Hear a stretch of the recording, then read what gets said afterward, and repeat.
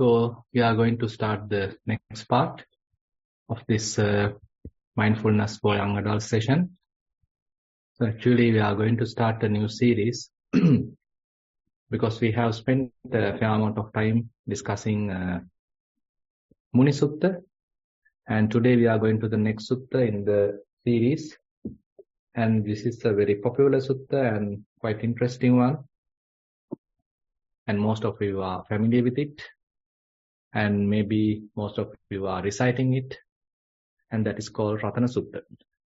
So typically we think that this is available in the Pirit Pota, the chanting book, or the Paritta chanting book, but actually Paritta chanting book seems to be a later compilation taking very interesting suttas, powerful suttas available in the canon. So this is actually available in the what you call in the Sutta Nipata, and in this Sutta Nipata, so this sutta is actually put after Muni Sutta. So this again is a very interesting one, and the introduction, as an introduction, why this has happened. So probably you all have heard about it. There was one occasion, the city of Vesali was afflicted with three kinds of, we can say, fears. One thing is a famine. There is no enough food, particularly for the poor people, and most of them are as a result of going through a lot of suffering, and they started dying as a result of famine. And then those deceased ones, corpses were gathering, and then some evil spirits start associating. So then kind of non-human beings started gathering, so that becomes another fear. And as many corpses are gathering and these situations are further improving, so it starts another kind of pestilence, kind of a plague starts spreading. So now the whole city is afflicted with these three fears: famine, non-human beings, and the pestilence. Now at that time, certain people are talking, what are we going to do? And some suggested that the king is not righteous. So this could be one reason, strong reason, main reason why this kind of a plague might have happened. So they complained to the king. Actually, the kings are a group of kings called Lichavis. And so once the civilians complained to Lichavis, so they actually sort of humbly want to rectify if there is any kind of a mistake, if they are continuing. So they get together and start the discussion, and whatever the people are also participated. But they found there is no such kind of a wrongdoing happening from the king's side. So they all are doing something good. So it's actually a kind of a union between many kings, and they all are doing their best. And so they found it is not because of their any kind of wrongdoing. So then some suggested, okay, let's invite certain teachers to the city so that we would be able to overcome this problem as a result of their arrival.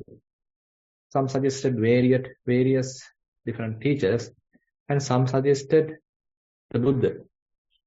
So at that time, Buddha was living in Rajagaha, and King Bimbisara was attending him, and King Bimbisara himself has become a follower of the Buddha. So Buddha has become one of the famous spiritual teachers. So there were many suggestions coming from the Vesali people. So let's invite Buddha to the city. So then they decided, okay, let's invite the Buddhas to the city. But there was a problem that because now King Bimbisara is the one who is attending, so he might not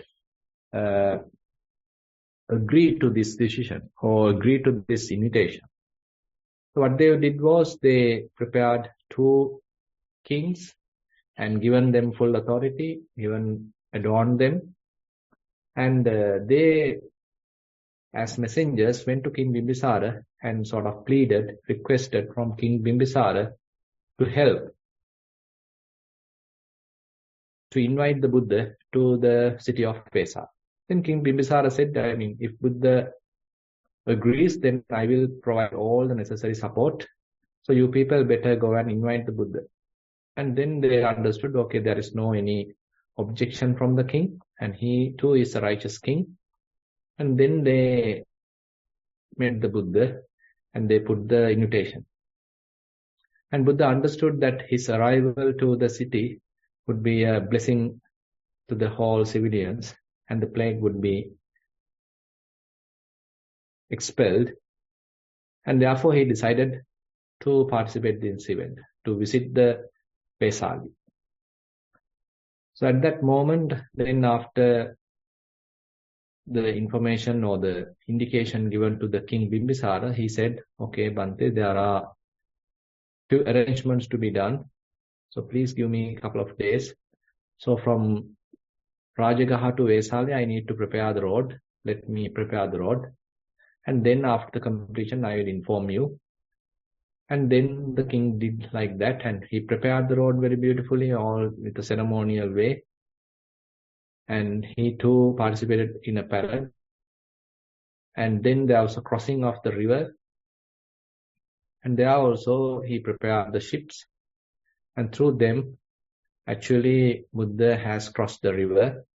And now King Bimbisara, being a very devoted king, a faithful follower of the Buddha, so he actually followed the Buddha and mentioned, so we will simply stay here at this shore till Bhante return, till the Buddha return and the Sangha return. So it's an interesting way of looking at things. So he being a very devoted, faithful follower of the Buddha, he being the king, and he is the one attending the Buddha, and he has a great trust with the Buddha. He actually is a Sotapanna.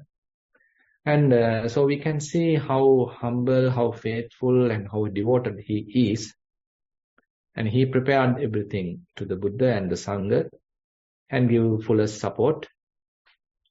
Now after Buddha very much went to the other shore, to the Vesali, then King Bimbisara is waiting at this end, waiting till Buddha returns. And now Buddha, as he touches the other side, so it is mentioned that arrival of the Buddha, torrential rains started pouring, and so that all those decaying corpses are very much like swept away. So the city has become fairly clean because of that torrential rain. And then the atmosphere becomes somewhat purified, and city has become somewhat calm. And now Buddha and the Sangha arrived there. And now an interesting thing happened. Then Buddha delivered this discourse, Ratana Sutta. We can call it as jewels discourse or the gems discourse. And that was preached to Venerable Ananda, and asked Venerable Ananda to recite the sutta again and again while spreading some sacred water, taking from the Buddha's alms bowl. It's a kind of a ritualistic way of doing, blessing the whole city. So Venerable Ananda learned the sutta from the Buddha, and now Buddha has given some water filled with to his own alms bowl, and Ananda taking that bowl, sprinkling water, is going all around the city of Vesali and very much chanting this Ratana Sutta. So it seems to be this is the beginning, how the sutta, maybe we can say the chanting, a blessing, a protective chant has become established. So it is coming from the far away. It is not something recently started, but there is something Buddha himself participated, and he instructed Venerable Ananda, and people are also participated in that event. And as Buddha and the Sangha arrived Vesali, King Sakka, the god of the king, King Sakka, also arrived. So many mighty devas also gathered. So as a result of that, so while they are there, so those evil spirits can't stay there. So they all went away. They ran away. So that plague also has finished. So all those evil spirits have become completely evacuated. Now the city has become fairly protected. On top of that, now with the Venerable Ananda spreading this, sprinkling the holy water, we can say, sacred water from Buddha's ball. And now the whole thing become fairly peaceful. And then after doing that, Venerable Ananda returned to the assembly hall. Now Buddha and the other rest of the Sangha were gathered there. And now Venerable Ananda arrived at assembly hall. Now after everyone returned, now Buddha again to this whole assembly, now he is reciting the same sutta, Ratana Sutta. So it's very much like Ratana Sutta has become the theme of the whole event. So he taught Ratana Sutta to Venerable Ananda, and he, using the sacred water, sprinkling, he recited Ratana Sutta again and again. And now after he returned to the assembly hall, to the gathered Sangha and the people, now Buddha himself is reciting the Ratana Sutta. So you can see Ratana Sutta has become one of the icon in the Buddhist history, which is being used to very much as a blessing. When a country or a situation or a village or a kind of a calamity, a plague has happened, so as a blessing, so it has become one of the icon in the Buddha's dispensation. And it is said that it is not only unique to the Gautama Buddha, and even the other Buddhas are reciting this Ratana Sutta. And it's a very powerful one. And again, the interesting thing is, so the whole sutta is highlighting the qualities of the triple gems, Buddha, Dhamma, Sangha. So Buddha's qualities, sublime Buddha's qualities, Dhamma, sublime qualities, and the Sangha's sublime qualities are being explained in very short form, concise form in this Ratana Sutta. So we are trying to go through verse by verse, and some are quite straightforward, and some need some explanation. And we'll see how we can explain this and understand some Dhamma from this, and get some advantage, some blessing to ourselves, and again take some direction to our practice, and again to develop some faith into Buddha's dispensation. So these are the things that we are trying to do. Because as you know, sometimes the faith is quite interesting, quite important. So as we are continuing our practice, sometimes if we don't have enough faith, we might give it up in between. And when things become harder, very difficult, and certain illness come to us, so probably our mind can become a little bit of wavering, and we think that we can't continue the practice.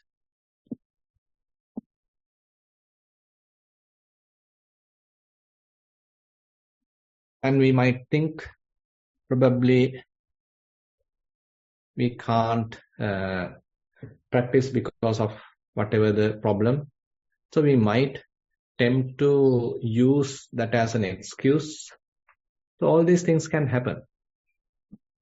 Because we know as human beings, so our path is not that easy. And nowadays everyone is facing many different kinds of problems. In Sri Lanka, you know, there are many problems. Other countries also, there are many problems. So this is the human realm, the sensual realm. So we can't say that we won't face any kind of a problem. So it's a kind of strengthening our inner qualities so that we can face these problems, so that we can successfully recover from these problems. So that is one of the attribute in the practice, what we call as resilience. How quickly are we able to return back to our normal way of life? So there are many circumstances, there are many instances.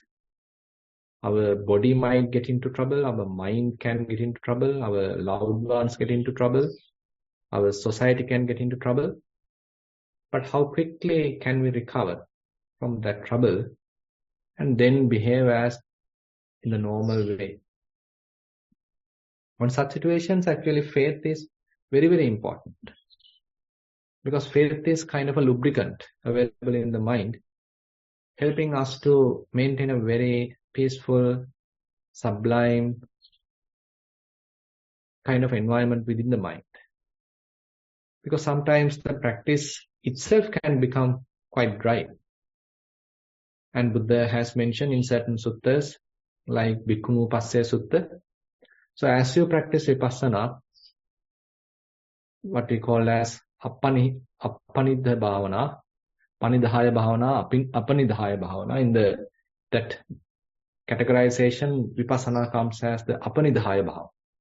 So there is no any kind of a desire, any kind of a, say, panidhi, any kind of a sensual or mundane kind of goal. Rather, the one's proper goal is attaining Nibbana. It's a kind of a supramundane goal. So when you are doing such kind of a meditation, sometimes because of our immaturity, so there could be a little dryness can happen within our mind, and it's quite acceptable. And on such situation, Buddha mentioned, okay, you can switch to a Panidhaya Bhavana. That's a kind of a samatha meditation, kind of a, say, Buddhanusati, Dhammanusati, Sanghanusati, Metta. Now you again feel quite happy. Again, you feel quite comfortable. Again, you feel quite uplifted. Again, you feel confident. And again, you feel kind of mentally uplifted. So that is necessary, because sometimes as human beings, we can't say we are able to maintain a perfect state of mind every day, because of certain situations happen whatever the way. So we also can get into various moods, and those moods can become little depressive even. So how are we going to recover from them? How are we going to uplift ourselves? So this Ratana Sutta in such a way, helping us to deeply understand certain very interesting qualities of the Buddha, deeply understand certain qualities of the Dhamma, deeply understand certain qualities of the Sangha. These things are really touching, and sometimes those are even, say, while listening, we may connect with it, and we have a lot of trust, faith with the Buddha, Dhamma, Sangha. So that is one of the aspects that we expect, and that is one of the aspects of the Dhamma as practitioners. When the true teachings, the sublime qualities of the triple gems are being heard, so we become quite connected with it. We also become uplifted. Our minds also become in line with it. Say, for example, when you are, say, practicing the qualities of the Buddha, reflections of the Buddha, Buddhanusati. So you become quite happy, and your mind become somewhat uplifted, serene, because we are talking about interesting human qualities. So, for example, when we are telling that Buddha has never done an error, any kind of a mistake, any kind of a fault, any flaw in his character, even in secret. This is very, very interesting way of putting things. Because we as human beings sometimes tend to hide our mistakes, and we do certain mistakes. But having a role model, having kind of an example as a kind of an example, so that is very, very important. So then only we can follow him, then only we can have a kind of an aspiration to which direction that we need to move. So all these things are necessary.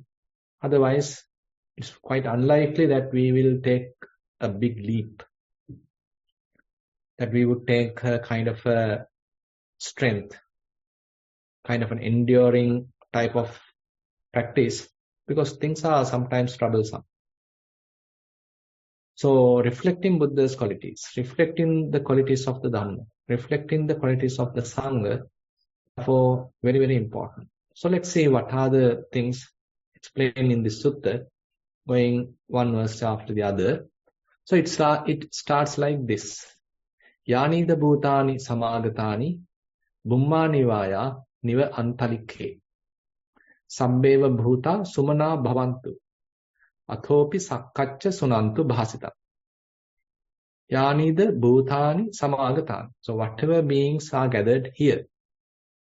So maybe they are gathered in the earth or in the sky. So this is addressing not only to the human beings, even to the devas and whoever may be other spirits. So to everyone, now Buddha is addressing. Sabbeva bhuta sumana bhavantu. Whoever have gathered, let them be happy. Indeed be happy. Athopi sakkaccha sunantu bhasita. So once you are happy, you are comfortable, please listen to me. Please listen to these words. It's a kind of an invitation. Very loving kindness, a cordial atmosphere, a kind of a friendly invitation to everyone. Tasmahi bhuta nisameta sabbe mettang karotha manusya pajaya divacha rattocha haranti ye balin tasmahi ne rakkata appamatta tasmahi bhuta nisameta sabbe. Therefore, O beings, all of you listen. Show loving kindness to the human population, humankind. Now, that humankind, actually day and night, bring you certain offerings. Tasmahi ne rakkata appamatta. As a result of that, please, therefore, protect them. Now, you can see sometimes people are offering certain things to the devas, and they have their own rituals, and they have their own way of expecting things, asking things. Even today, if you go to a temple, there are certain places within the temple even. People go to certain gods, celestial beings, and asking various things. They offer various things. And we as practitioners might feel, this is not necessary. This could be even a sort of disrespect to the Buddha. And we have to have our own strength. We should not expect any kind of external support. So this is sometimes also quite factual, quite correct. But on the other hand, we need to understand the mentality of the other people.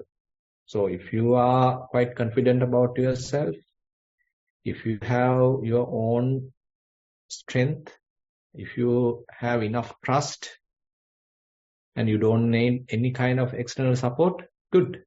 That is what is kind of, we can say, the unwavering kind of faith. But the vast majority is not like that. So they are having kind of poor mindset, kind of weak mindset, and they expect some kind of an external support, and they offer various things depending on their various beliefs, and those can be either correct, either true, or sometimes they are simply wrong beliefs. So this is the way of the society. So we can't correct everyone, But we have to have a kind of a flexibility, a kind of an empathy, understanding what is this human form. So we can't say that everyone has to be perfect, should never offer these things, should never visit these places. Everyone should be perfectly Buddhist. So we can't impose this kind of a rule, this kind of a regulation. But rather we need to understand this kind of an imperfect system, imperfect society. And we too probably have done these kind of things. So having such kind of a very flexible, understanding, acceptable, acknowledging kind of mindset is quite necessary, because otherwise we can become quite rude, we can become very dry, and we are very much like imposing onto others and criticizing others, and they become quite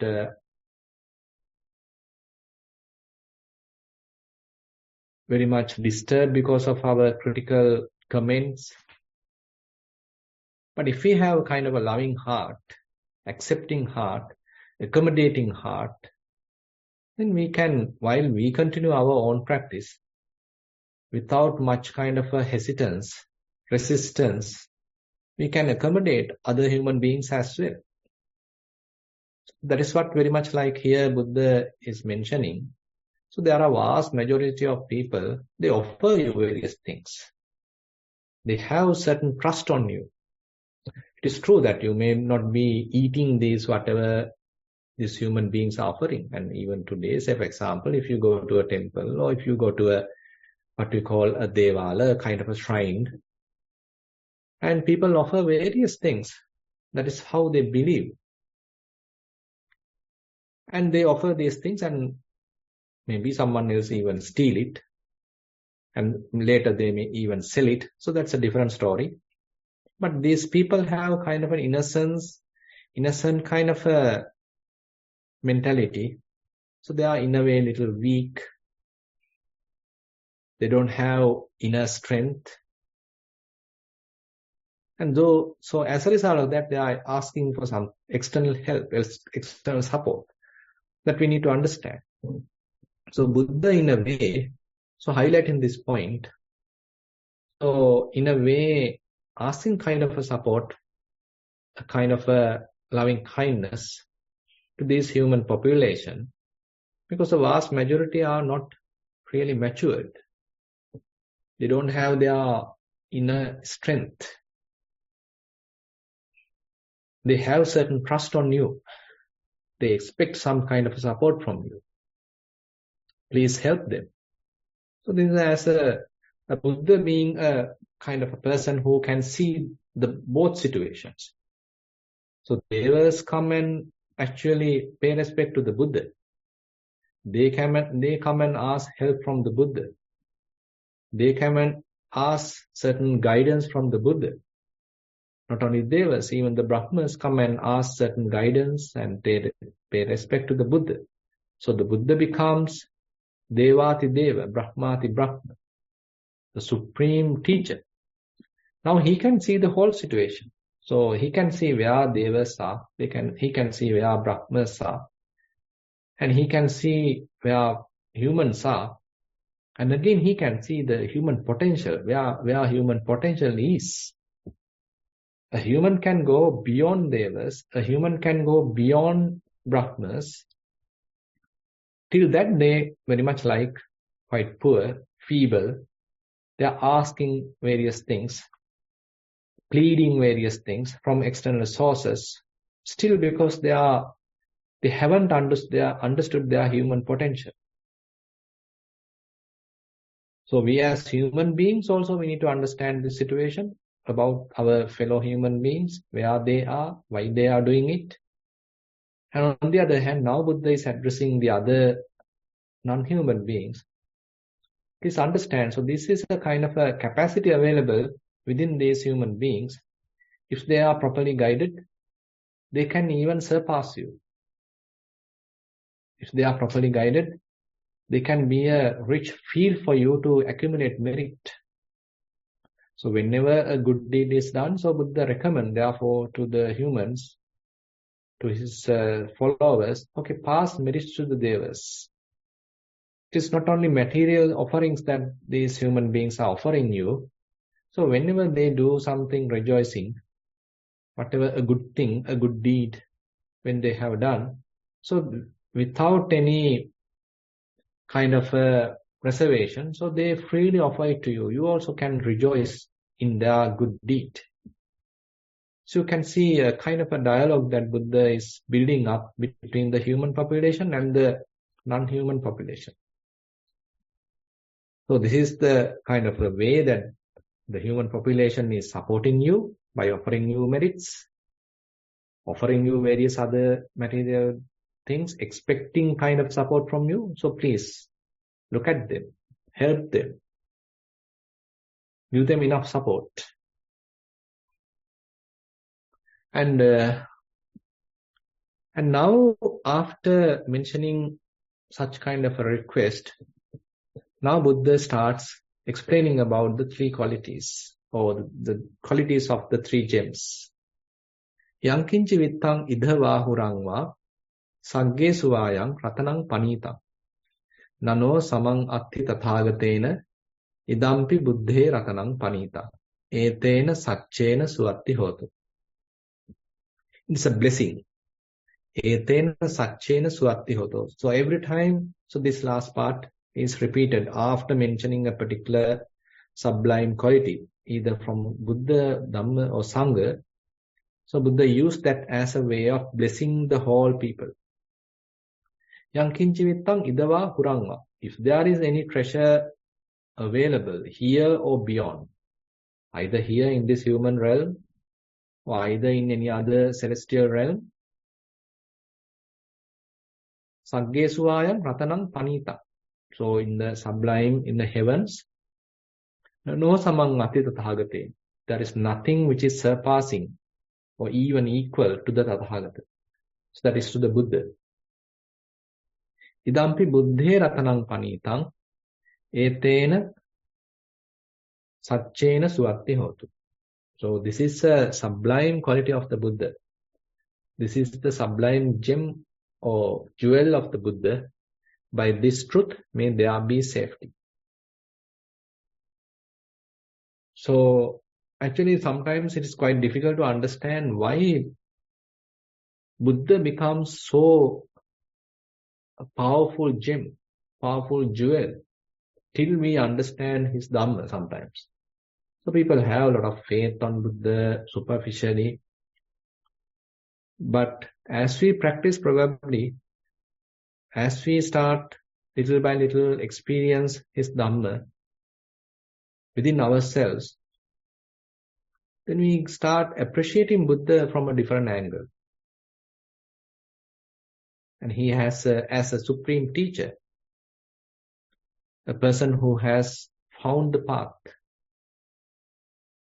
a person who has done various dedications, done various endeavors as a blessing to the whole humankind.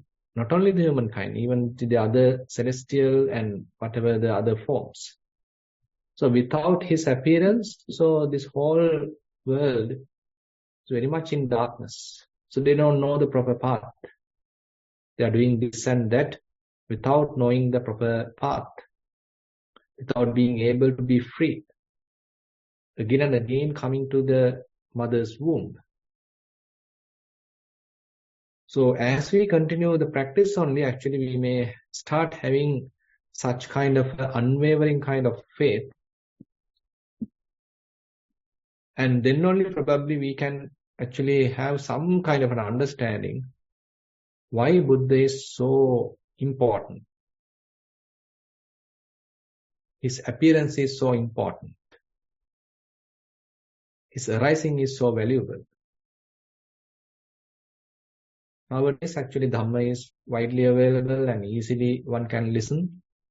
So sometimes we can't understand, or we even forget about the Buddha, and we may give priority to the Dhamma, but we may forget about the Buddha. But we need to understand, because of the Buddha, the Dhamma was very much revealed to the whole world. Without him, it was not there. So whatever we understand, whatever we practice, and whatever experience we are, say, experiencing, acquainted through our practice, if it is sublime, so none of them are available if Buddha was not appeared in this whole world. So if we have some kind of a gratitude within ourselves to the Buddha, and again having kind of a humble attitude within ourselves. So I am just a student, I am just a follower. Buddha is the one who knows. Buddha is the supreme teacher. I am just a follower. This kind of a humble attitude as followers is extremely important. Because sometimes as we are practicing, probably we might start thinking, okay, I also know the path. Now there is no need of the Buddha. There is no need of a teacher. I now know what to do. So such kind of a mentality can arise within us, thinking that we know everything, I know everything. You don't need to tell me. Now Buddha is not necessary. The books are available. I can simply refer a book. I can simply practice. So we forget about the Buddha. And we even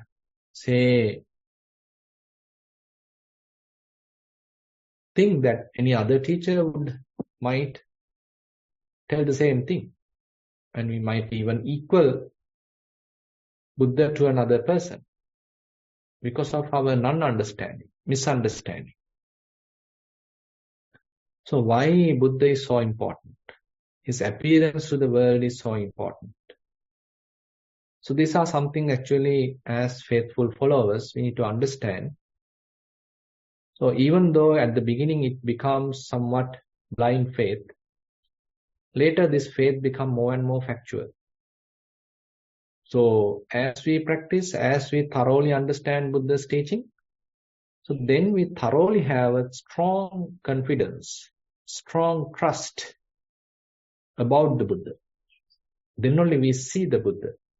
So that's why Buddha mentioned, so through Dhamma try to see me. So whatever the respect we do, whatever the veneration we do, whatever the offering we do to the Buddha, there is no point for him. It is not for him. That actually he became the Buddha. Out of compassion for the whole humankind, all beings, he has become a Buddha. So when we are getting the benefit, if we have that kind of a gratitude, if we time to time have our humble attitude, so he is the teacher, he is the master, and I am a follower. So then I become kind of a humble person, an innocent person.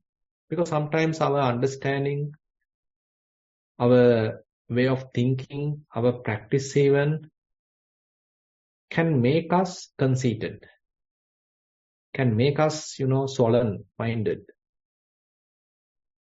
But when we are putting ourselves in the proper place, keeping Buddha in the first place, keeping us as the followers, it doesn't mean that we are very much like looking down us or degrading us. Rather, it makes a kind of a heart which is a kind of flexible heart. So ultimately what we need to understand is it is not a person that who is understanding this whole thing. It's certain dhammata, certain qualities, slowly growing, maturing within us. So in order for these qualities to mature within us, so this kind of a very flexible, faithful, amiable type of background, environment is very, very useful. So that's why when we start our practice, we offer our life to the Buddha. So then we become very much like no one. So we forget about all our social status, all our degrees and whatever things. And we become very humble, innocent human being. So that way of grounding ourselves is very, very necessary in this spiritual path. So I think today, as a beginning of this sutta, so I think that is enough for today. And we'll get on to the other, say, deep aspects of this sutta, certain qualities that Buddha highlighted in this sutta in the future sessions. So with that, I like to conclude the Dhamma sermon. Now we can open the session for questions. Thero and Savinansa, we have 5 questions today. Right. The first question is actually based on a Dhamma sermon of the Perth retreat.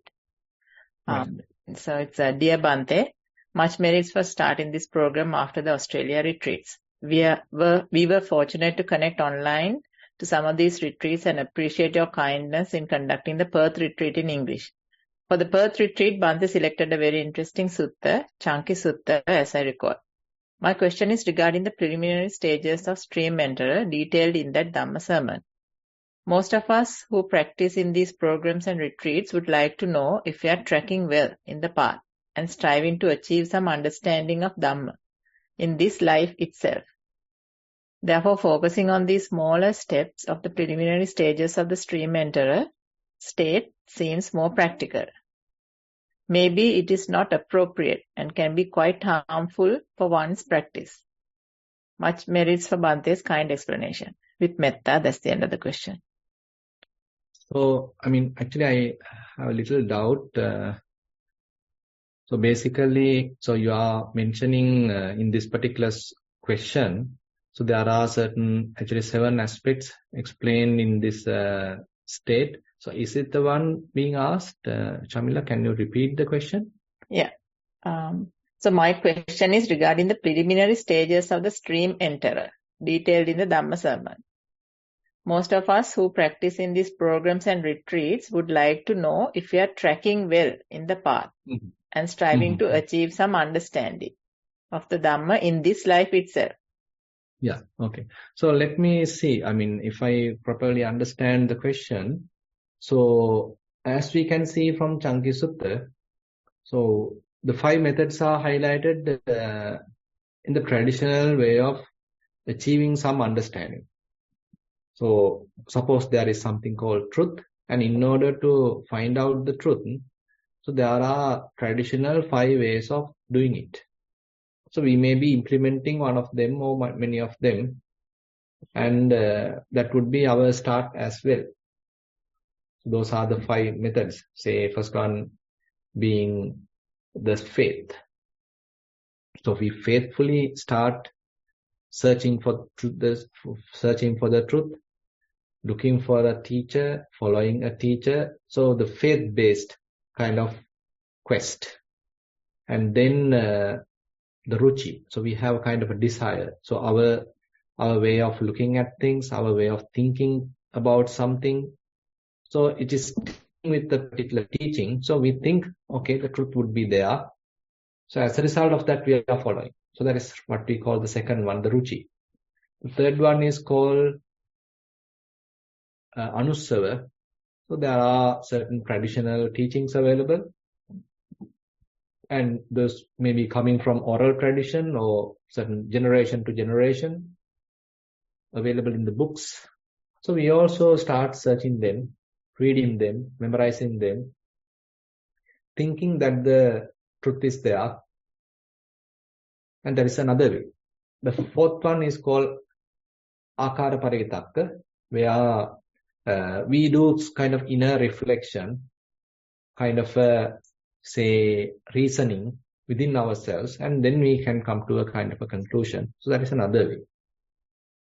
And the last one is called Dittha Niddahanakkanti, where already established views are there, and we also ponder to some of them, and then we select, okay, this one is correct. So we come to a kind of a conclusion. So these are the traditional methods that Buddha mentioned available for us to sort of get into in search of truth. But still we haven't come across the truth. We haven't determined or properly arrived the truth. So proper arrival of the truth is called Satchanubodha. And so that is where one becomes a Sotapanna, stream winner. So till that he is looking to different paths, to approaching different teachers, practicing many different ways, because he hasn't yet arrived the truth. But now, after one becomes a Sotapanna only, we can say, okay, he now properly selected the path, properly understood the path. Okay, this is the path I need to follow. I don't need to look at everything else. Okay, this is the path I need to follow. So he's fairly clear about it. So another thing I need to highlight is, so apart from these 5 methods, so Buddha has taught another one. So that is the experiential knowledge based upon our own inner reflection. So at that very moment, at this very moment, what is happening within our mind? So that is what I highlighted maybe in the 4th or 5th sermon of that birth retreat. So apart from those 5 methods, so Buddha mentioned to the monks, so when you are knowing within yourself, at this very moment, in your mind, is there any kind of symptoms of raga, dosa, moha, hatred, greed, hatred, delusion?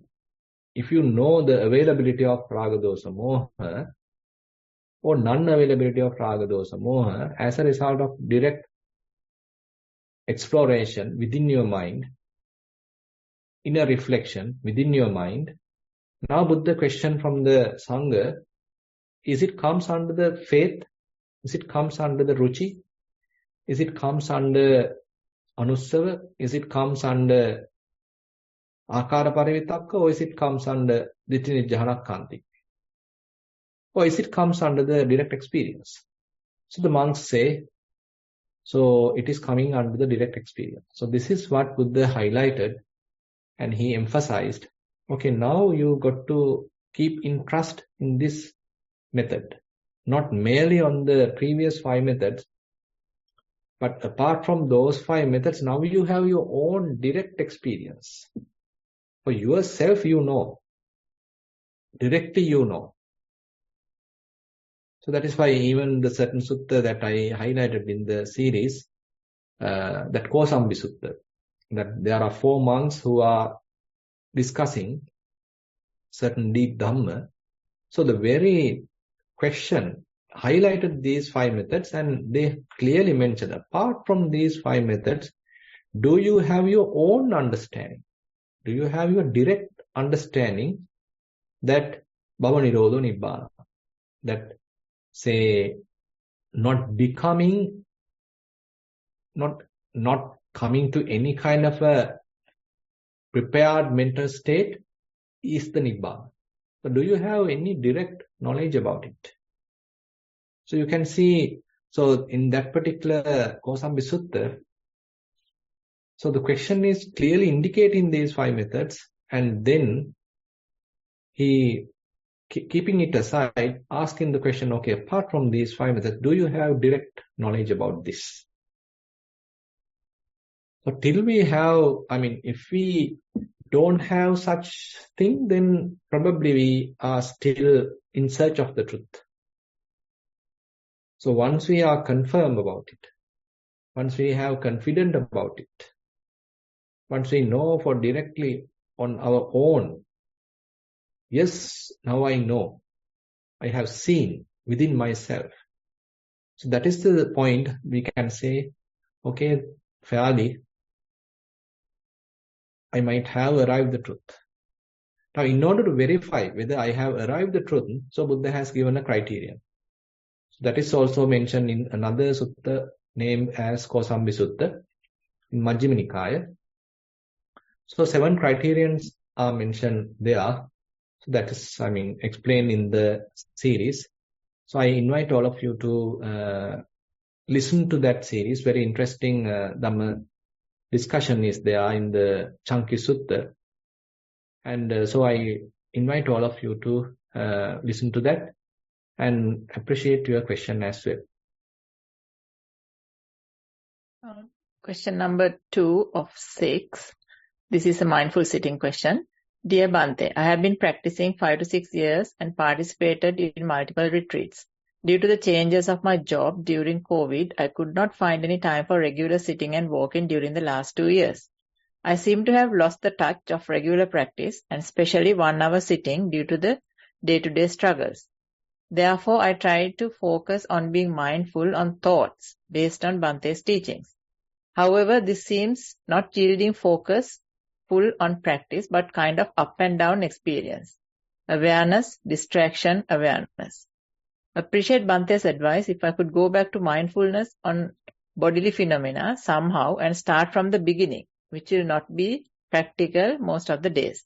Or should I hang on with being mindful on thoughts and expect the current light touch of awareness to improve with continuous practice? That's the end of the question. Yeah. Actually, one warning that Buddha mentioned in Anapanasati Sutta is that if you are trying Chittanupassana without clear comprehension, without proper mindfulness, so then it can lead to some sort of, driven by defilements. So you won't be able to step back and watch them objectively. Time to time, you being carried away by these defilements, carried away by these different thoughts. So it can happen like that. So in this question, to some extent, so that is indicated where, say, time to time you being carried away. So at that time, actually, what is necessary is kind of a more straightforward practice. That is Kaya Anupassana, we can say.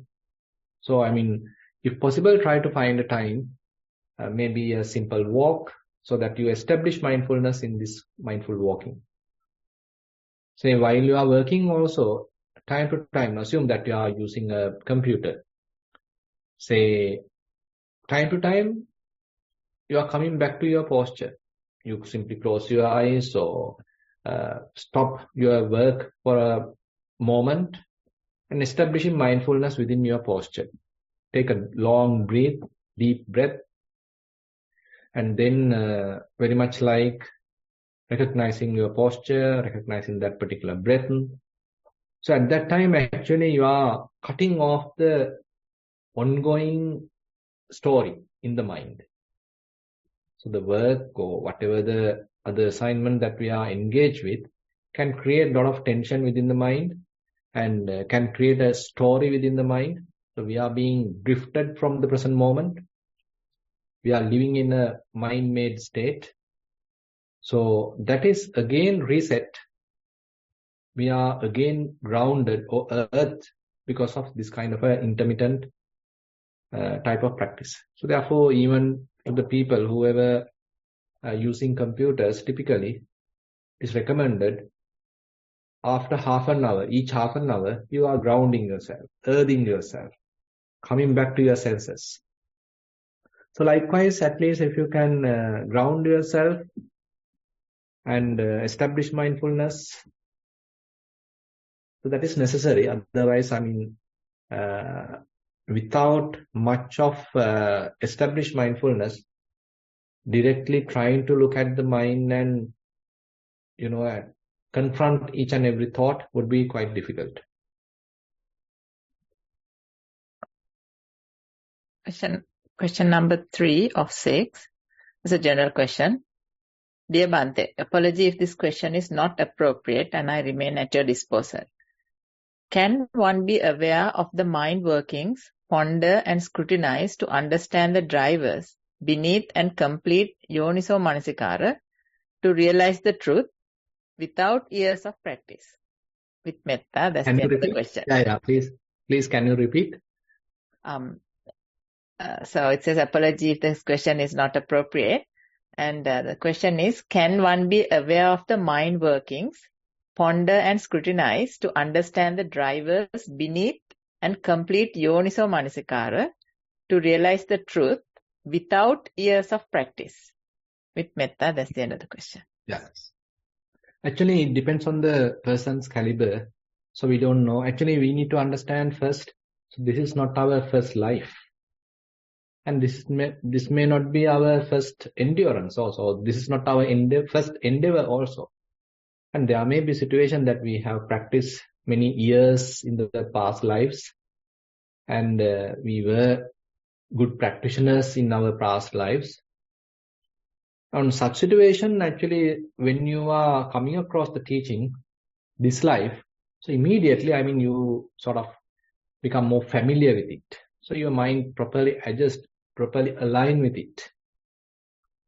That's why, what has happened to Venerable Sariputta, so being Upatissa, so he approached Venerable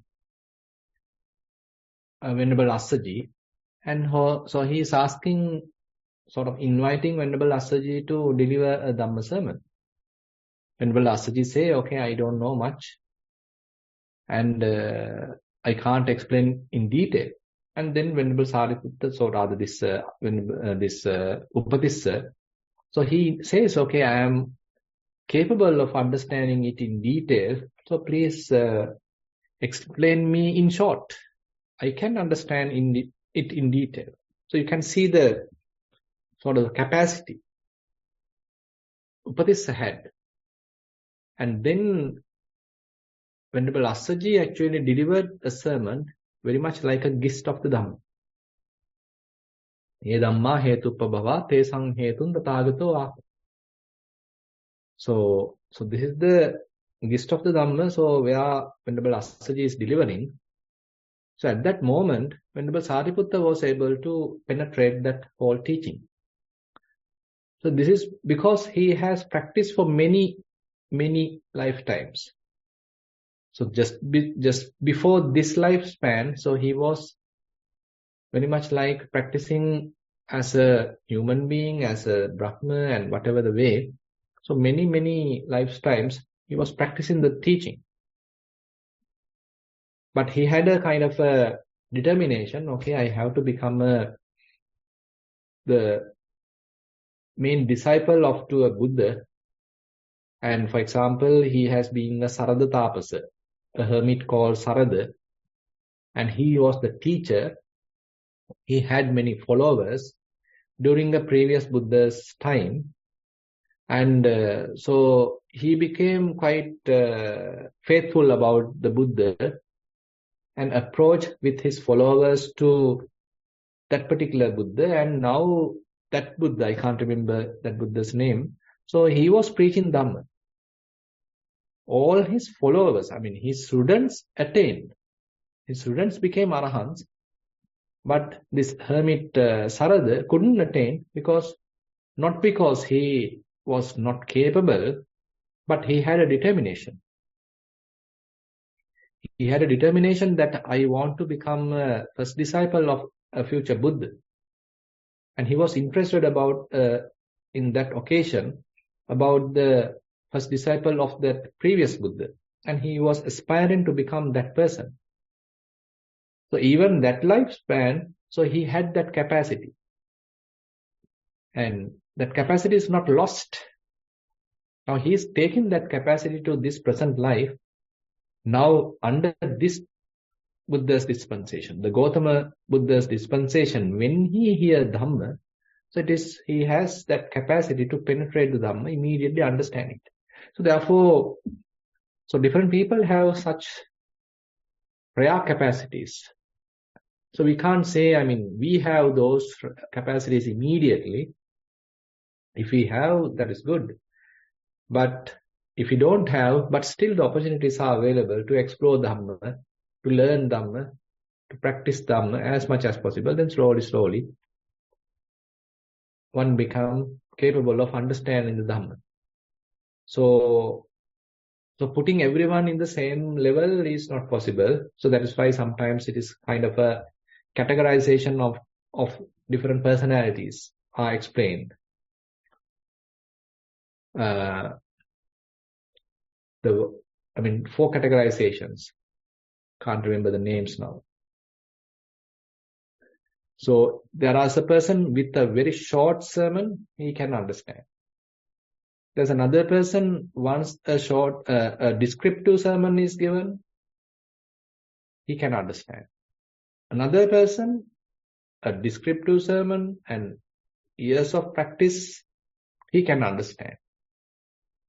Another person, even with practice, even with descriptive sermon, he can't understand in this life. But he can understand in the future. So likewise, there are categorizations coming into certain personalities. So we are sort of not in the same level. So we need to admit our different capacities within ourselves.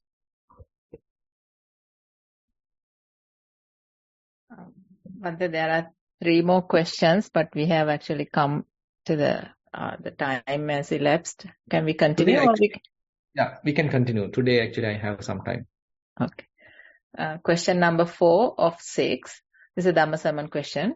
Dear Bhante, when we recite the Ratana Sutta and not only think about the meanings, just even hearing the Pali words, we get elated and happy.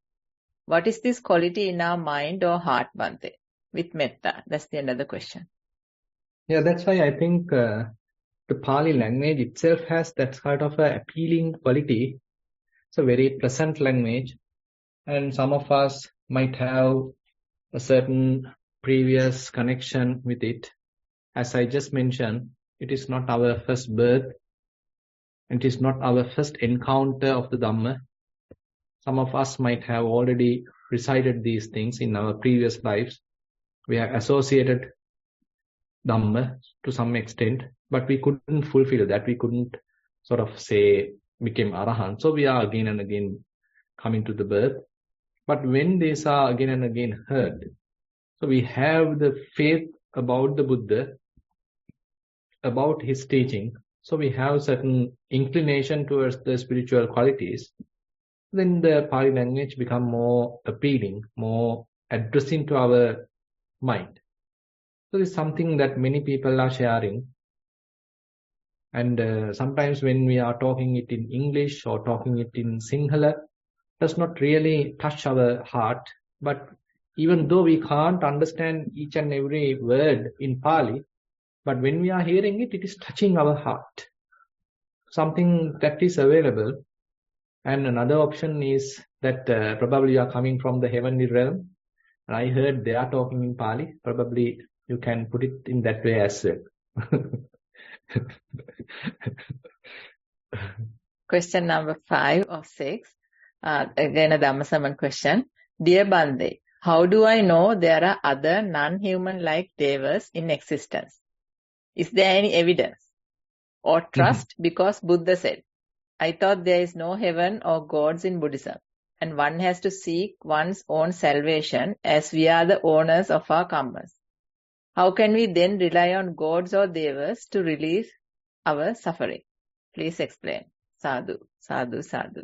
It's the end of the question. Yeah, that's what I mentioned. So different people are with different levels of understanding, and so we can't expect the devas will make us complete salvation, complete freedom, complete liberation that they can achieve within us. That's a wrong misunderstanding. So that's why rituals and observances merely would achieve liberation is what we call as a Silabbata Paramasa. And but keeping in trust with one's own practice and developing necessary qualities and maintaining proper sila, samadhi, panya. So that would be the path. When we are talking about the proper understanding, proper liberation.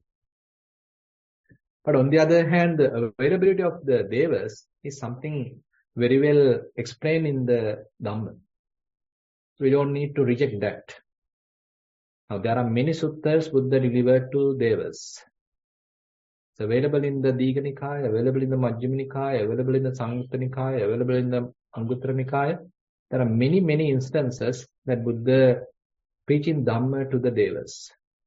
So don't think that we are the only ones available in this whole world. But there are many beings available, but we can't see them. That is something we need to understand in a way, in a humble way. Whatever the human-made instruments, our own eyes have very limited capacity. And we can see only very limited, narrow range. Beyond that narrow range, we can't see. But there are many other beings who are available, but we can't see. And on the other hand, now if you refer Samyutta Nikaya, now there are Devata Samyutta and there is Devaputta Samyutta. Many suttas are accumulated there. There are many certain devas coming in the midnight to meet the Buddha, to get a instruction from the Buddha and have a little short discussion with the Buddha. So many instances are there. Various names are there. And God Sakka himself, he arrived the Buddha and he first sent his very much like assistants, what we call Panchasika, and he himself tried to make Buddha happy. And then God Sakka is arriving and he is asking questions, what we call as a Sakka Pancha Sutta. So there are many instances. Sakka, the God, we can say the leader of the 3 realms. So he approaching the Buddha and asking various questions. And there are many other instances how Venerable Moggallana going to the heavenly realms and, making certain interviews with certain devas. So these things are admitted, accepted, and properly, listed in the canon. So therefore, I don't admit that we are the only ones available. Rather, the other beings are also available.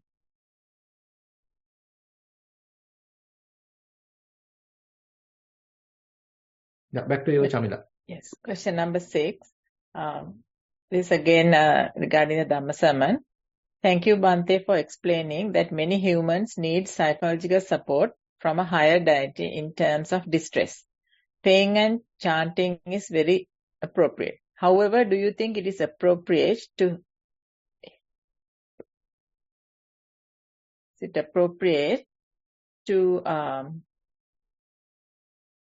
ask for huge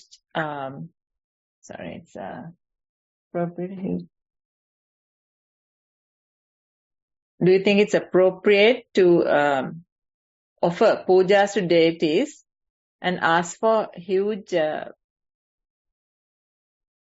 benefit? Huge blessing, yes, blessings Blessing. In return.